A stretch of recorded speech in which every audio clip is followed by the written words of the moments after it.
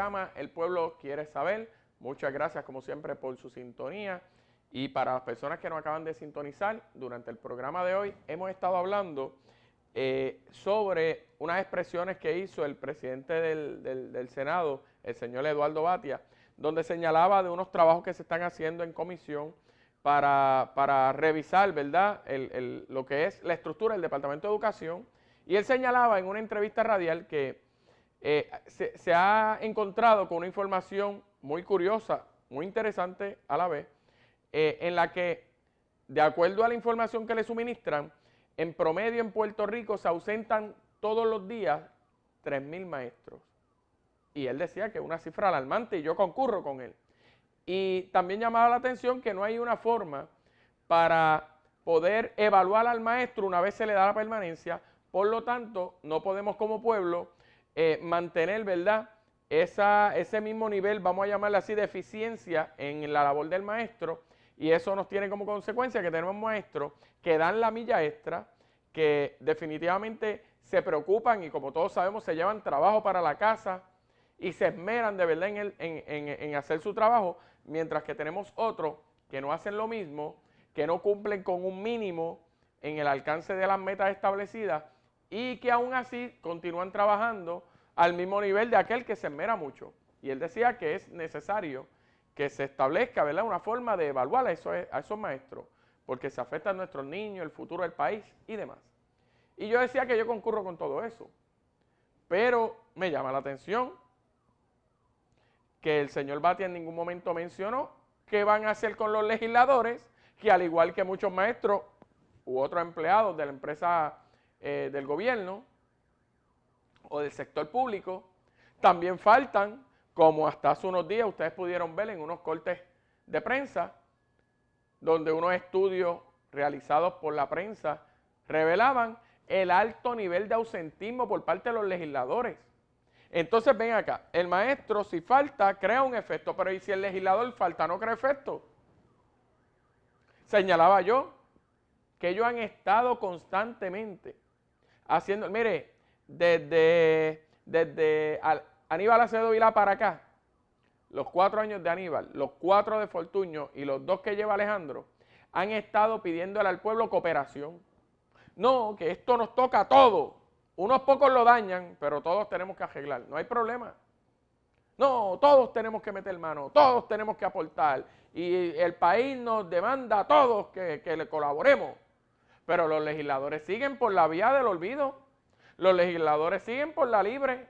Ah, ellos faltan, ellos se ponen a pelear por tonterías, a garatear por tonterías,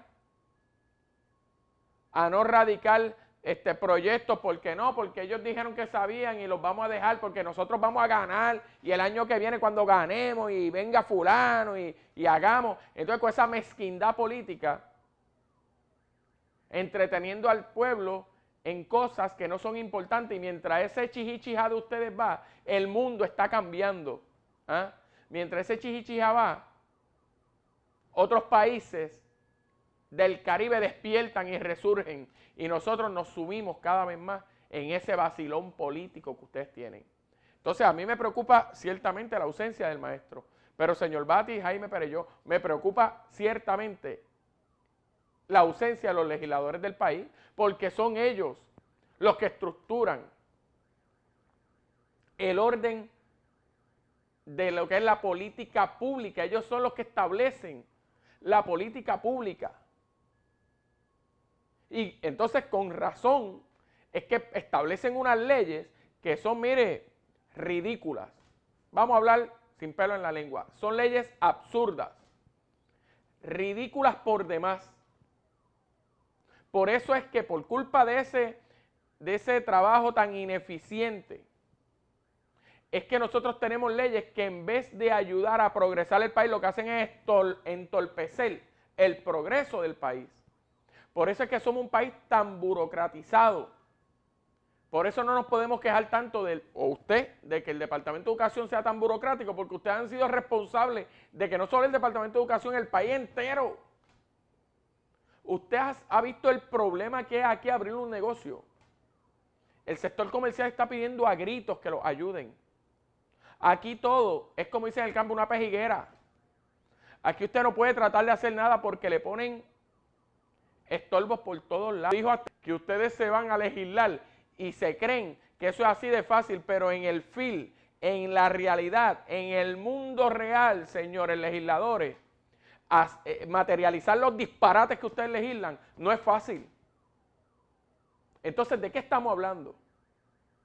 Y decía yo que el señor Jaime Perelló justificaba la ausencia, de acuerdo al corte periódico, justificaba la ausencia de los legisladores diciendo que había un sector, había unos legisladores que es que faltaba mucho porque tenían mucho trabajo en sus distritos. Pues magnífico, pero entonces tenemos que crear el mecanismo ya, donde los legisladores puedan hacer esos trabajos sin que uno afecte al otro. Qué sé yo, que las comisiones se tengan que reunir martes y jueves y usted tenga lunes, miércoles y viernes para trabajar en su distrito. ¿Eso será tan difícil? Miren, más difícil son las universidades que tienen que coordinar las sesiones con los profesores, con los salones, la planta física y los recursos de una universidad y dan clases a un montón de estudiantes y lo hacen bien. Y los profesores funcionan bien y el recurso administrativo funciona lo más bien. Entonces, de todo esto surgen elementos como el caso Doral, que eso es otro caso que entonces te salta a la vista y tú dices, pero, ¿qué está pasando? Pero esto realmente hace sentido. Amigos que me escuchan, analicen lo siguiente. Todos los años, no porque esté en PNP o popular en el gobierno dirigiendo, o porque el secretario haya sido nombrado por un popular o un PNP, usted escucha el problema que hay con los reintegros. ¿Sí o no? Probablemente usted lleva todavía esperando algún reintegro y usted ve secretario tras secretario, tras secretario, tras secretario, justificando el retraso en los reintegros. Y pues, pueden ser reintegros de 300, 200, 500, 1000, 2000, 4000, 10,000, 8000. Y usted puede creer de un reintegro de 229 millones. A mí eso no me preocupa porque si el reintegro es real, ni modo. ¿Saben lo que a mí me preocupa? El lenguaje, el vocabulario que se ha estado utilizando cuando se habla del caso Doral. Y hay una palabra muy sensitiva y es que en todas las ocasiones que se habla del caso Doral y el Departamento de Hacienda, se habla de que se negoció, de que hubo un acuerdo. El Departamento de Hacienda y Doral hicieron un acuerdo.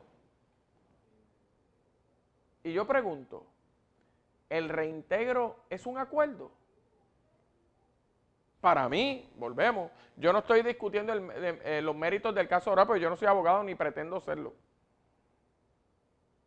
Pero a mí me llama mucho la atención como ciudadano que dilucidando un caso de tanta importancia se utilice la palabra, no, porque eso fue un acuerdo que hizo el banco con Hacienda.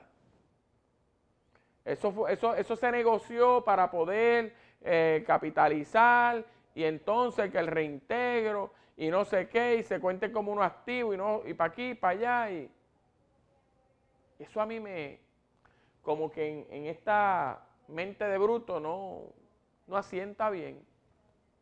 Como que me crea una suspicacia. Porque no se oye bonito el elemento que ellos negociaron y acordaron. Porque eso me huele a reuniones particulares. Eso me huele como a trato. Como un quid pro quo. Yo te doy y tú me das esto. Entonces así tú sales bien y yo también. Ah, pues sí, pues vamos a negociar esto. Cuando el reintegro debe ser un derecho. No negociable. Porque usted tiene un derecho, porque si usted le tenía que pagar $10 a Hacienda y le pagó 15, usted tiene el derecho de que se le reembolsen 5. ¿Sí o no? Cuando Hacienda te reembolsa 5, eso no hay que acordarlo. Eso está ahí.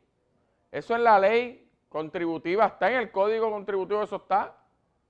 Pagaste de más te tienen que dar, como cuando usted va a la tienda y compra algo de $5 y usted da un billete de 20. Usted no negocia que el comerciante le dé sus $15 de vuelta, ese es su derecho. Por eso usted lo espera ahí, pide recibo. Porque usted pagó y está esperando el dinero. Entonces, que hablen de que se negoció y de que ahora quieren volver a negociar, porque los 229, oiga, son 229 millones. Señor Pierluisi, yo no quiero, ¿verdad? No es que yo esté echándole la culpa a los PNP, pero usted habla mucho de la situación que tiene el país. Fue su partido el que negoció 229 millones. Eso como que no, a mí no me hace mucho sentido. Y yo no creo que esto sea como para buscar culpable o inocente, pero a mí me preocupa eso, porque entonces no sé, después de este acuerdo, cuántos más puedan existir. Entonces no sé si mientras yo hablo aquí con ustedes, alguien está realizando otro acuerdo que explote el cuatrenio que viene. Esa es solo ¿verdad? La inquietud que me llega. Y me llega ciertamente en un momento en el que nuestro país no puede estar para hacer ese tipo de negocio de pérdida. Porque son 229 millones. Y mientras le piden al pueblo trabajador que tiene que pagar eso. Usted sabe que con esos 229 millones ayudamos mucho al sistema de retiro de los maestros. Ayudamos mucho al sistema de retiro de los servidores públicos del gobierno de Puerto Rico. Son 229 millones. Imagínense si a Doral lo salvan y lo ayudan, no van a ayudar al pueblo de Puerto Rico, que ha enfrentado una de sus peores crisis en la historia. No hemos estado hablando de medicinas amargas, no hemos estado hablando de que hay que economizar, no hemos estado hablando de que hay que maximizar las cosas, de que hay que hacer más con menos.